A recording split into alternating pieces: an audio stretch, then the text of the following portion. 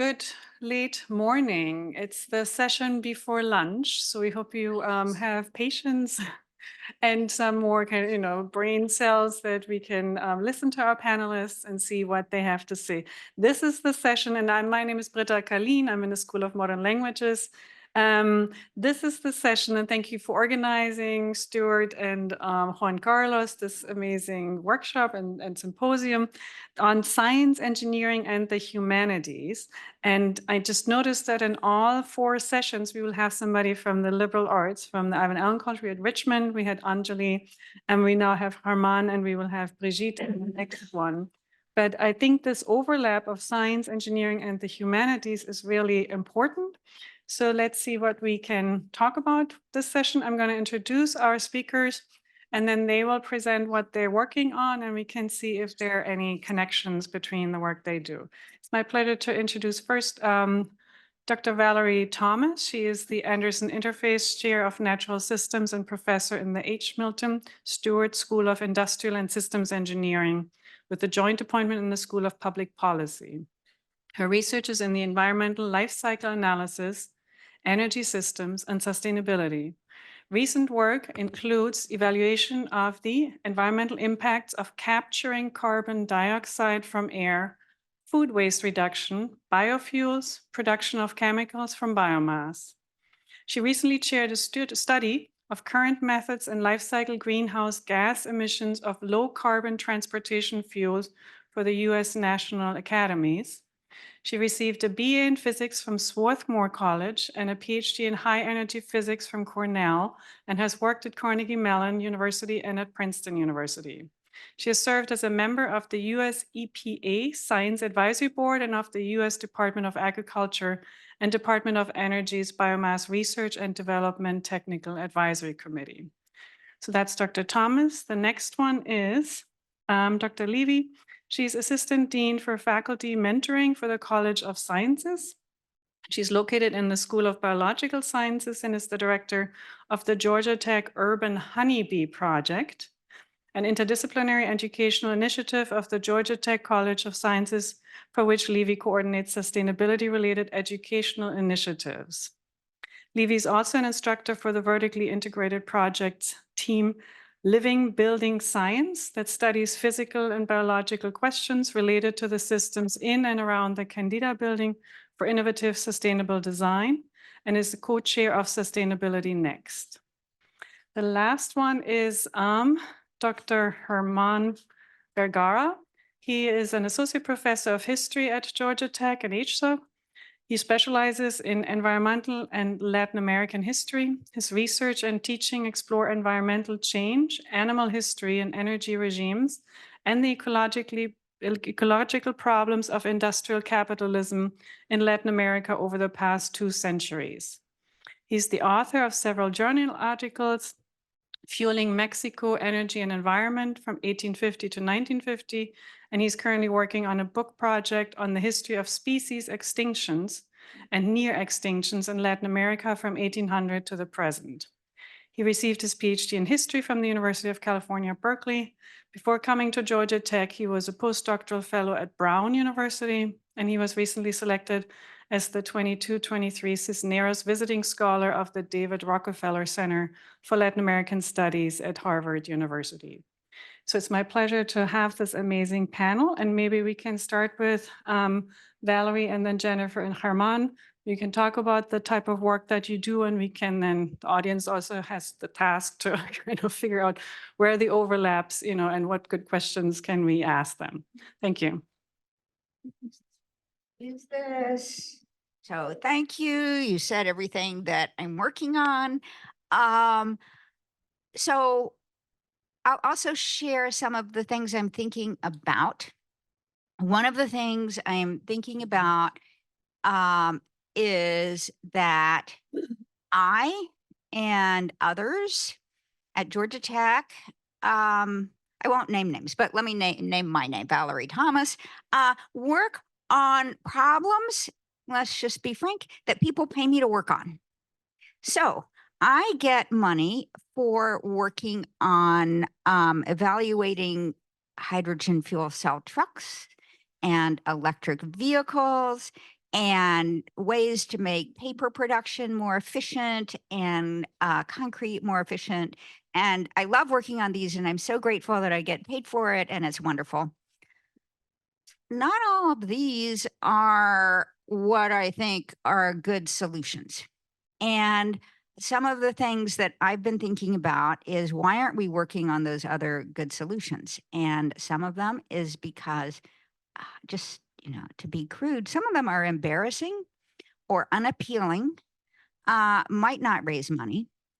Even something as really, acceptable, I would think, to work on, which would be biodiversity. I had a PhD student, she, amazing optimization model with forests and biodiversity and what the equations would be and whether they're linear and what the effect is on. We're having trouble getting it published because it's not considered industrial and systems engineering, you know? So that's something I'm thinking about. I'm also thinking about values because Jennifer raised the topic. Oh yeah. So we had a few emails circulating before this. So I guess I'll bring that idea up now. So one of the questions was sort of what brings you to this field? What do you do? And I consider myself, primarily a science educator. And so when we think about science education for sustainability, there's kind of two main thrusts. One, we want to make sure that the students who graduate from here have a broad understanding and deep understanding of how sustainability relates to their discipline and what they're going to be doing, and understand the ethics of what they're going to be doing as practitioners out in the world. That's part of it. But then another big thing in STEM, of course, is retention. And, some people call it a pipeline problem or something like that. Like, how do we encourage, or how do we close both? How do we close performance gaps? How do we ensure that individuals from minoritized groups persist in STEM? One of the ways that we can do that is, grounded in theory that people will persist in fields that they feel connected to in terms of their values. And so, there was a big study that showed that women in physics and individuals from other underrepresented groups in physics perform better on exams if you do this values affirmation activity before having a physics test. And so one of the programs that we started several years ago had to do with incorporating a community engagement component into a traditional undergraduate research program in the summer, where students would work in a research lab 4 days a week and then work in community gardens and urban farms 1 day a week. With the premise that would encourage individuals to stay in STEM careers. So that's kind of one aspect of sustainability. I did want to put a provocative idea, though, kind of unrelated provocative idea, as the representative of science here today.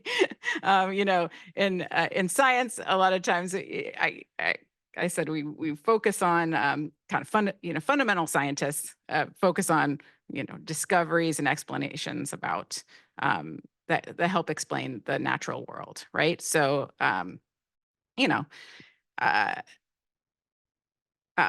we had a conference last week about climate science, and the biologists in the room talked about how when we think about climate change, we think about the three things that this was.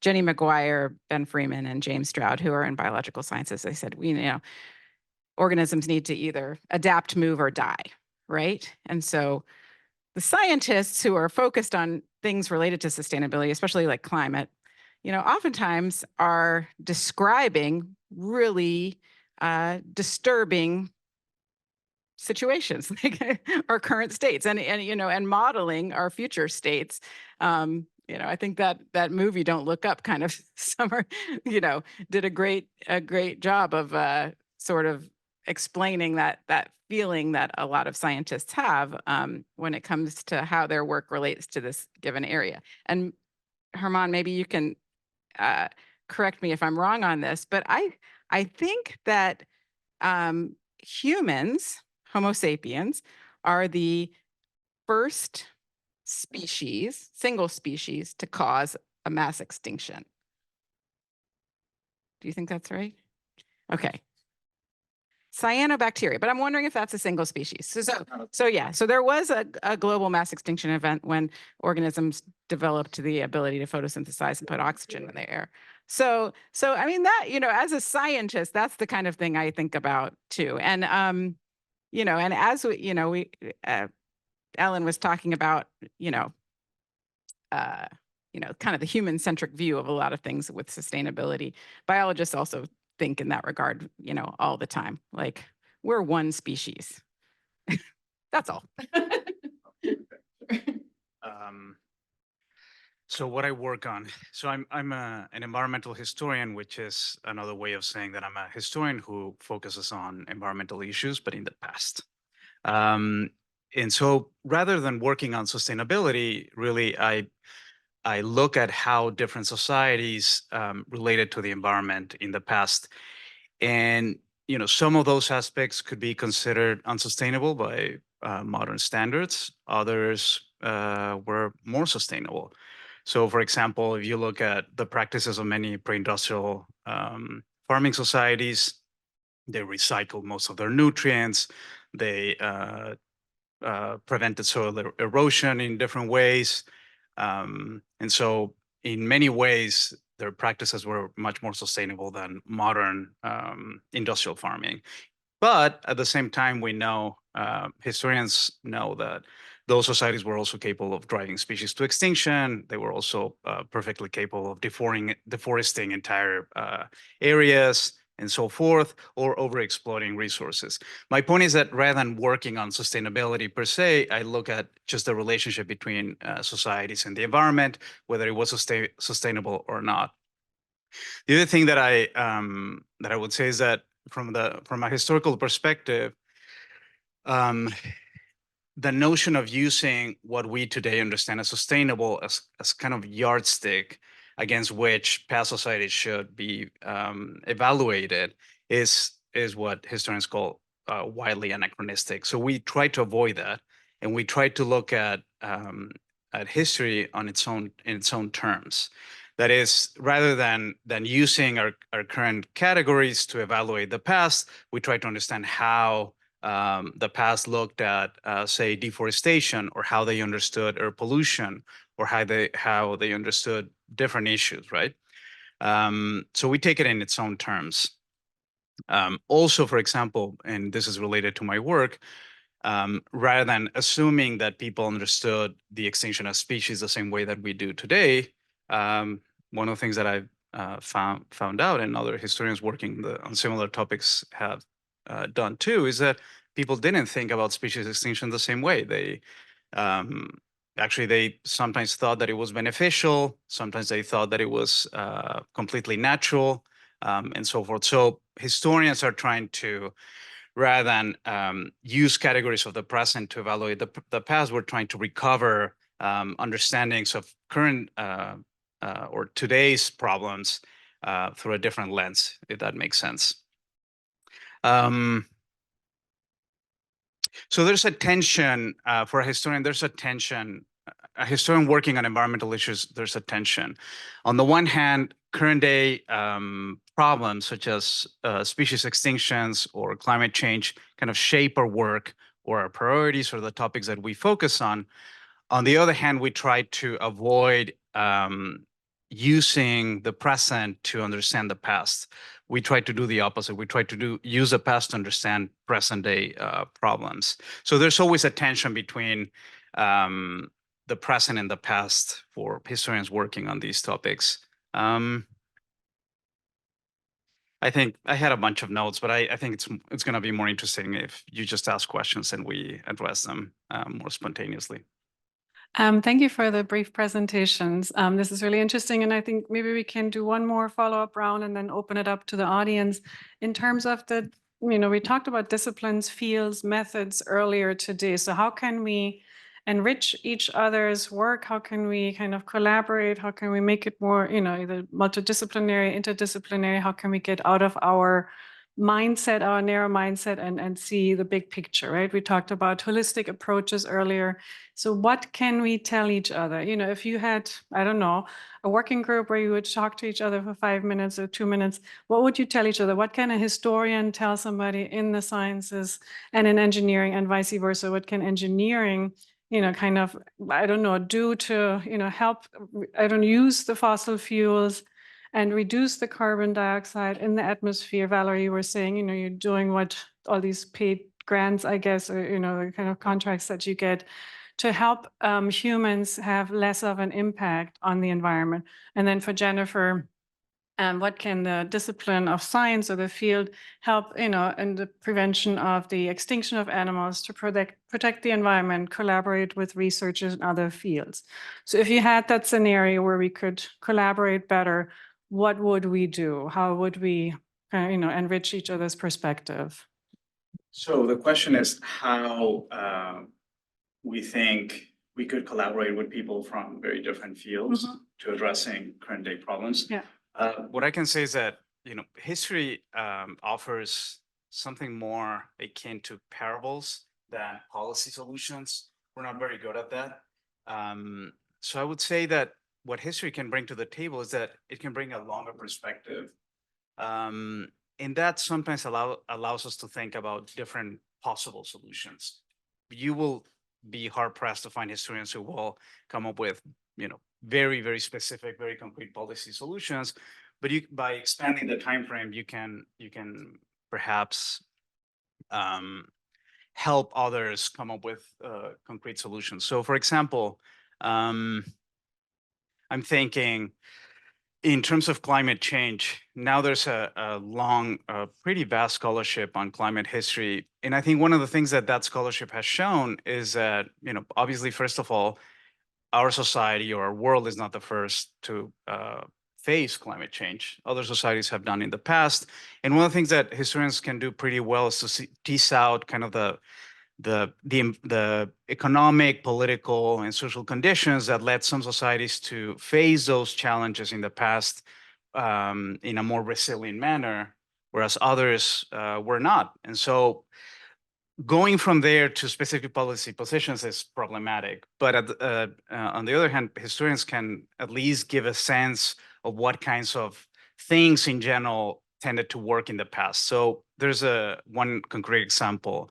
There's a climate historian at Georgetown that has shown how during the Little Ice Age in the 17th century, many societies faced collapse or social unrest, civil wars, and so forth. But there were a handful that were able to not only cope with those changes, but even thrive. And one of them was the Netherlands. And so among the conclusions of his work is that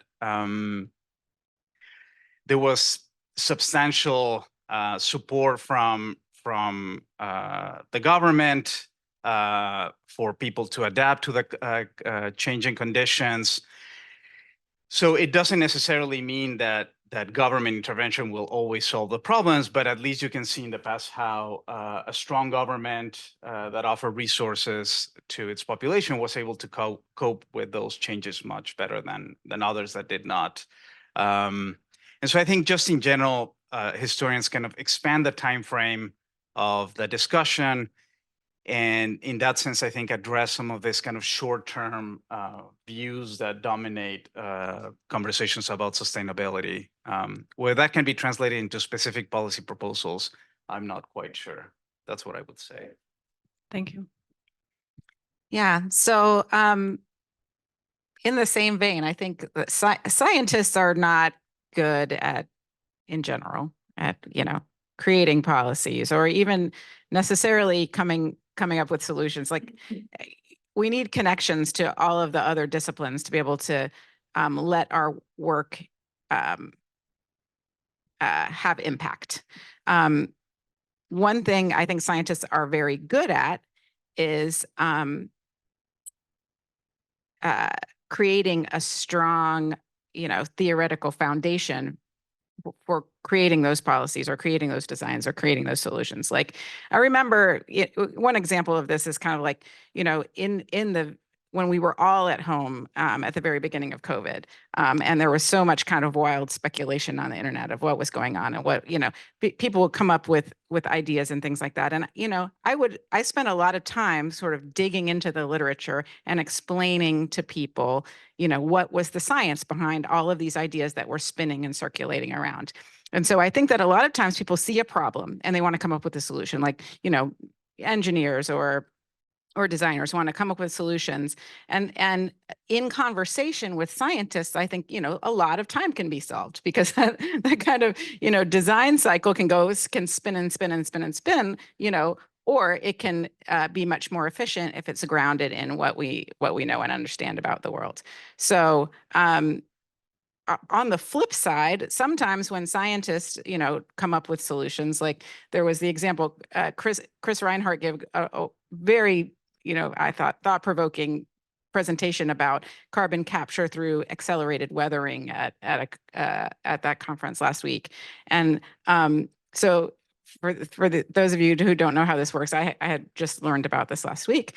The idea is that you can capture carbon from the air by taking like leftovers from like basalt mines, crushing it up and spreading it on agricultural fields in this like accelerated weathering process. And I looked at his picture of this like crushed up rock from a mine and imagined it being spread on a crop field. And I was like, oh, like I can see a million sort of scary outcomes of doing that kind of a thing. And so, when you have enough people in the room to sort of counter like, yeah, that's a great idea. You can capture a lot of carbon that way. Like, but what happens to the soil? What happens to the plants that are grown here? Like, are you going to have, toxic minerals being absorbed by the plants and then people eat them? What's the impact on those people? So yeah, it's really this conversation among everyone that will save time and create better solutions. So how can we work in an interdisciplinary way? This conference is an example. We get to know each other, we hear different ideas, and we can maybe begin to imagine kind of ways of bending the arc toward something more that we want to do. Germán, when you were speaking about this first, I was thinking, yeah, but how would I work with him? How would I work with a historian? But, looking at transitions, for example, how can we make a transition now away from fossil fuels? How have societies done that in the past? I'm very interested in that. There are people that work on that. We could work on that. I hope this meeting will happen, regularly. And maybe there could be some other meeting where people would kind of get together and again, talk about what they're working on. And sometimes getting a direct suggestion for how you should change your research project to incorporate something completely different. It's just not going to work. But there could be, just we could do this. We could do this much better. I think it's super important that we try to do the best we can. If we're calling something in the sustainability area, to get deeper, because we're going to be blown away, and it's pretty likely anyway, but whatever we can do to be stronger. Thank you very much. How about we open it up for questions from the audience to our speakers? Anybody?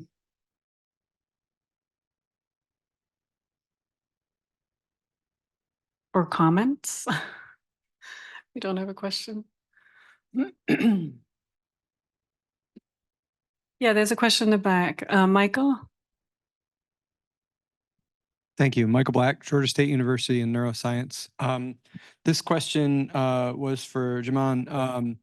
I really like the work that you're doing, looking historically to see what kinds of practices people have had that might give us insight on sustainable practices for the current and the future. And I wanted to sort of bring out something that is an ongoing urban legend myth about Native Americans always having good sustainable practices writ large. And I find it very disturbing that people always claim that without knowing much about Native Americans and clumping them all together. And I wondered if you had a perspective on that from your work in dispelling some of that. It's kind of like the idea that we try to dispel in neuroscience that you only use 10% of your brain, even though there's ample evidence against it and we can rant and rave to people about it, it still persists. And this Native American ethos of Native Americans did everything sustainably, like really persists. And I wondered if you had thoughts on why that was and what it is about that that we could sort of dispel that with actually accurate historical information. Yeah, I have several thoughts on that. Let me see. I can answer the question in three parts. One of the things that I try to do in a class that is called Global Environmental History is to show students that some of the problems that we're facing today have a very long history. One of them is causing species extinction. So we look at how hunter-gatherers at the end of the Pleistocene were able to or contributed to the extinction of megafauna across the Americas and in other parts of the world. These are pre-industrial peoples that lived in very small numbers, and they were still, there's a long debate, so it's not entirely clear exactly how much they contributed. So there's a long debate, and I don't want to distort it. But it is pretty clear that humans contributed to the extinction of probably more than 100 huge animals, right? Over a fairly short period of time. So modern industrial societies are not the only ones capable of doing such a thing. More related to my work with the second project on extinctions, one of the focuses on extinctions that happened before 1800. And one specific part of the book is about the Caribbean. And there, the Caribbean was actually in the early modern period between 1500 and 1800, the epicenter of global extinctions. No other region on Earth experienced so many extinctions during those 300 years. And many of them were caused by European colonizers. But an essential part of the story is that before the arrival of Europeans, the Caribbean had already a pretty depopulated fauna. And it was also Native Americans, indigenous peoples that had been living in the Caribbean for hundreds, if not, and in some cases, thousands of years, that had driven a lot of those animals to extinction. So it is very clear that pre-industrial populations could cause or transform ecosystems on a substantial scale, right? Where the myth comes from, I think it has roots in the 18th century and probably all the way back to the 16th century, ideas about noble savages that arose in the context of this colonial encounter between Europeans and peoples in the Americas and other places. You have people like Montaigne, and then in the 18th century, you have Rousseau, who essentially developed this notion that pre-industrial populations lived in harmony with nature. And then in the US, it took, I think, a particular kind of twist. And I think it consolidated in the 20th century. And I think it was part of this kind of this notion that how can I put this? I think it was part of this notion that Native Americans had. It's part of this idea that Native Americans had lived in harmony and kind of idealize the relationship to nature. And I think in the 1960s, there was a campaign, for example, the Crying Indian, that became very famous, and that kind of made this notion public. So it has a long history, but I think it acquired a particular tone in the U.S. In the context of the right of indigenous Native Americans again in the 60s and 70s, like part of this broader effort of the civil rights movement that Native Americans took part in. And I think it became popularized at the time. Yeah. Okay, other questions, or maybe our speakers have questions for each other or comments, ideas?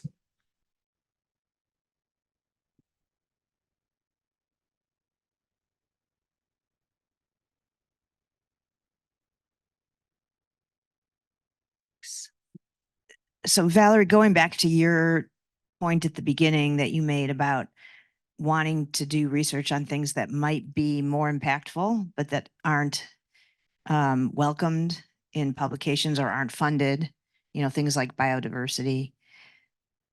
I guess I want to go back to the question that I asked earlier, which is, what do we do about that?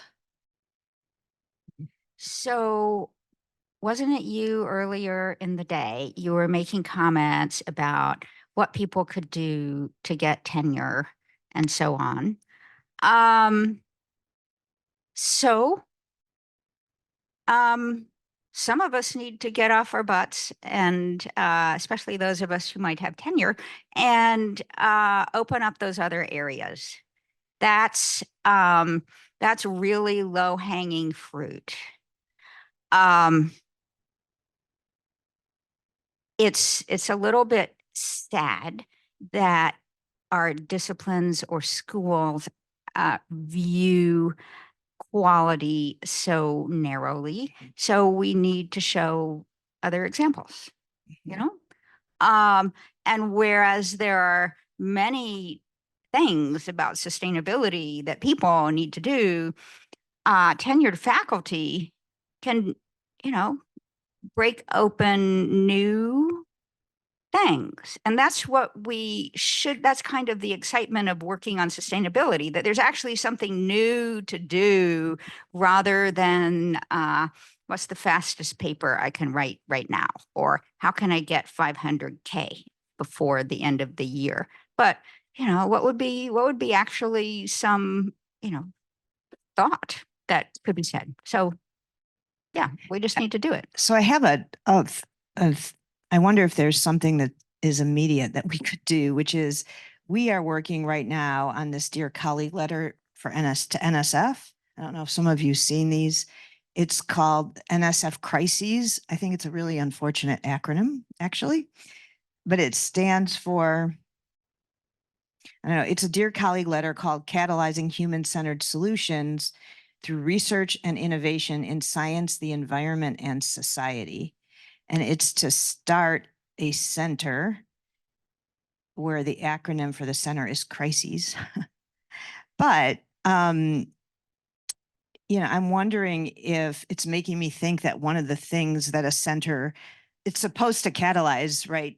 We're going to propose transdisciplinary research that has an applied end to it, right? That's not just generalizable knowledge, but I wonder if part of the proposal for that, this is just a planning grant, but part of the proposal could be that the center will focus in part on supporting and creating environments to support research that is impactful, but to your point, often not, given a place in traditional departments or traditional outlets or something like that.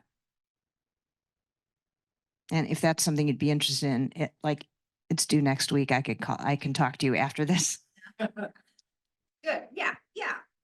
Let's go for it. Okay. That's one action item.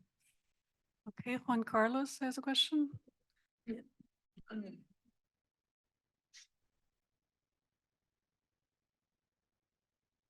I was also thinking about life as a plural concept that may allow us to create connections that go beyond what we historically have known as biology, or, so thinking about life and thinking about art and the potential, continuous collaboration between arts and sciences, like looking at, for example, one example that comes to my mind is an area in art that has received some attention from art critics, which is bioart, which is using life to create expressive projects. So I think those are very good opportunities. Creating the conditions for the university to get involved in this, I think it's a challenge, but I think it is a great opportunity for many of us to learn, to engage. So I was wondering, how could we look at some of these points of intersection and mobilize other stakeholders that may be already engaged in practices of this nature, no? Yeah, I think that's a really good point. I mean, there was some discussion earlier today about how you get people to change, right? And so you can provide them with all of the data in the world, and they're not going to change their behaviors. That change comes through, feeling something through art or through, narrative, or something that spurs people to action. And I can give an example of something that really affected me recently.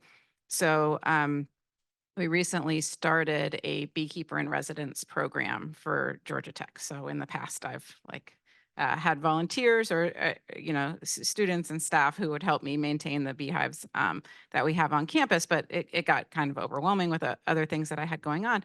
And so we started this program, and our inaugural beekeeper in residence is a woman named Janelle Dunlap, who is an artist. She's an MFA artist.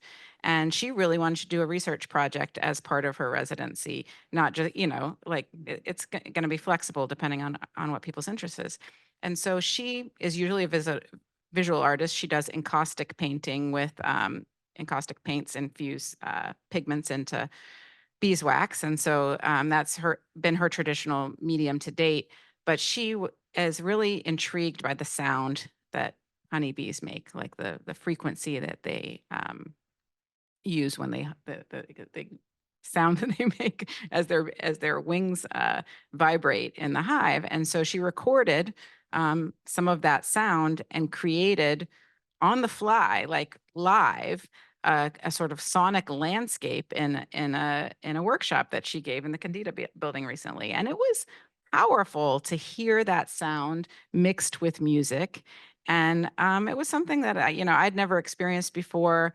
And I think the people in the room who came both to learn about her art and to learn about bees really were affected by that. So, that's something that, as a biologist, I might know about, vibrational frequencies of bees, but I wouldn't have thought to create, a sonic art piece in that way. And it was cool. Yeah. Maybe I can do one more round of ideas and questions. So I know that we're all educators, more or less. We're interested in kind of educating the next, generation of students. We're at the college level. Maybe some of you also have experience at the middle school, high school level. I have 2 kids who are now in college or going to college, and I was just surprised when they went through public school, how little they know in certain things and how much they know in other things. I'm just amazed at all the details that they know about bacteria and cells and all that, but they cannot go out and tell me what tree it is that's right there. And so I'm always kind of, I don't know if this makes sense, but for us as a society, if we talk about living in harmony with nature, understanding nature and how animals and plants and how the life, the non-human life works, that we put more emphasis on that in our work and our, the way I know that students want, they want to learn the German terms for all these plants because they don't know them in English. And so maybe we need to rethink as to how, we foster relationships with nature. And so I love this idea of the beekeeper project, and I do want to go and support the project. And we know, that our students are interested in that. So there's a question, how can we encourage that interest, that they have a different relationship with each other? And we know, if they go out into the forest, they feel better, and especially with mental health issues nowadays, how can we be more supportive of that next generation? Take a quick first stab at this. I mean, this is something that's really interesting, and Germán, you might have more insight into this, but there was a real move away from, we call it the march of the taxa in biology, like having students have memorization based, learning all of the different types of organisms, and shifted more toward mechanistic understanding of how life occurs, like how does evolution work, how do cells work, how does molecular biology work, so shifting away from memorization and more toward processes.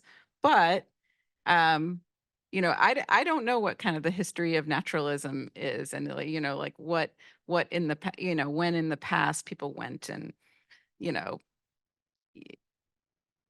Can I add, it's not about memorization, it's having the relation, like my grandma, Yeah. she knew, right, what this plant could do and how she could use it in the kitchen or for healing methods and all that. So it's kind of the relationship with the plant world that my generation has been disconnected from, and my kids even more so. Yeah.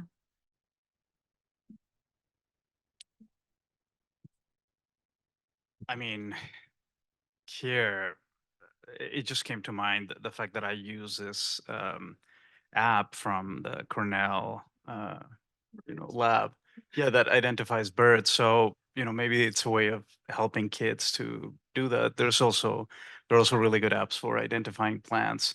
But, in more general terms, I think,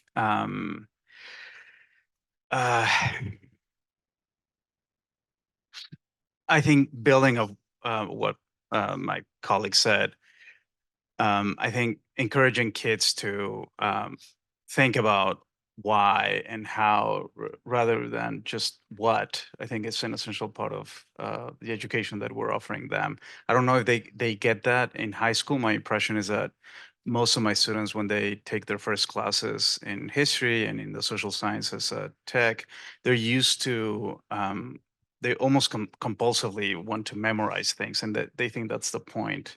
And it takes some time for me to convince them that what I'm interested in is for them to think about why things happen the way they did. So I think it's probably deeply ingrained in lower levels of education in middle school and in high school.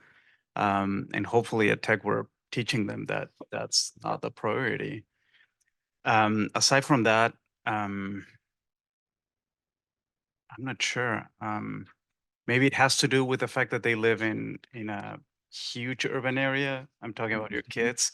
It's And this wasn't about my kids, this was just about kind of Western science and, also, the digital world, maybe kind of, is the next generation of students that we're teaching, and what do they bring with them, and how we can, our relationship to nature has changed over the decades. How can we get a closer connection and kind of a better one, I guess? Yeah, I guess as a historian, what I could say about that is that I understand that there's substantial truth to that, but at the same time, if you look at the past, many former generations felt the same. So if you look at people in the 19th century, they also felt that they had a severed relationship to nature. It doesn't mean that it's what is happening today is not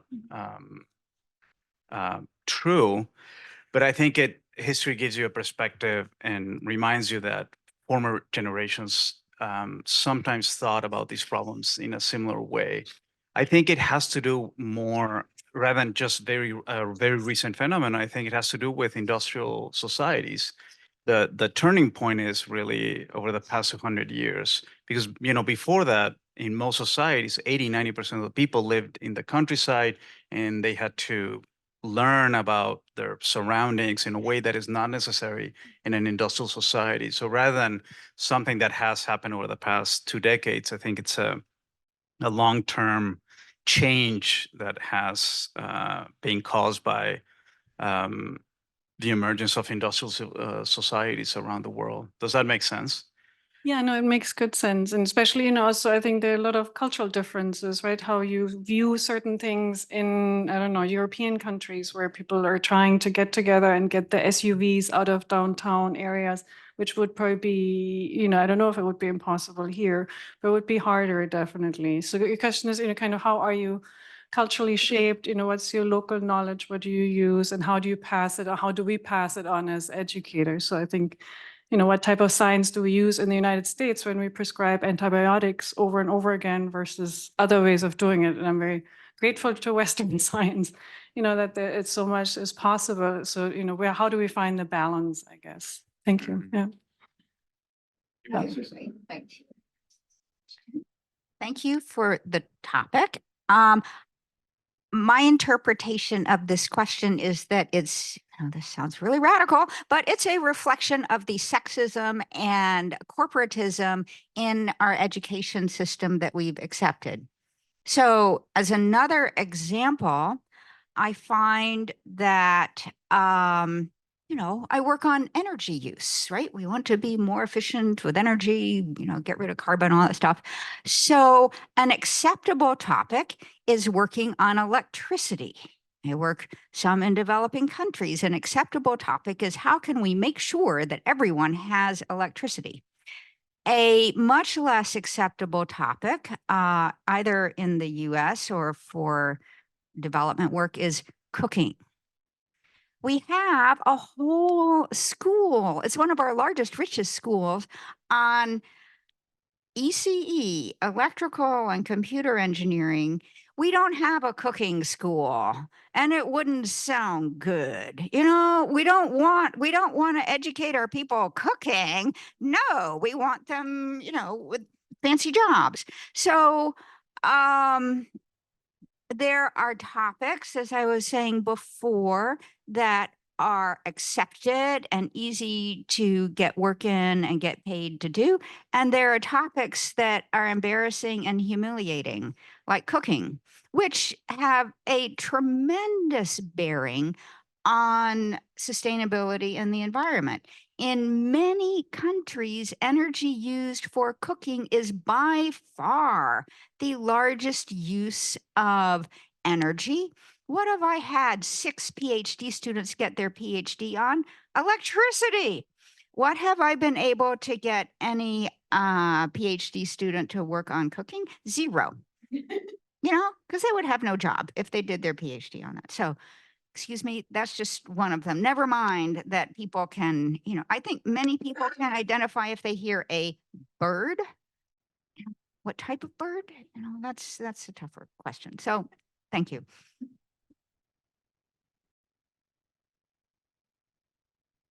Okay, any more questions? Any more comments? If not, then I would like to thank our speakers. Thank you so much. So very interesting.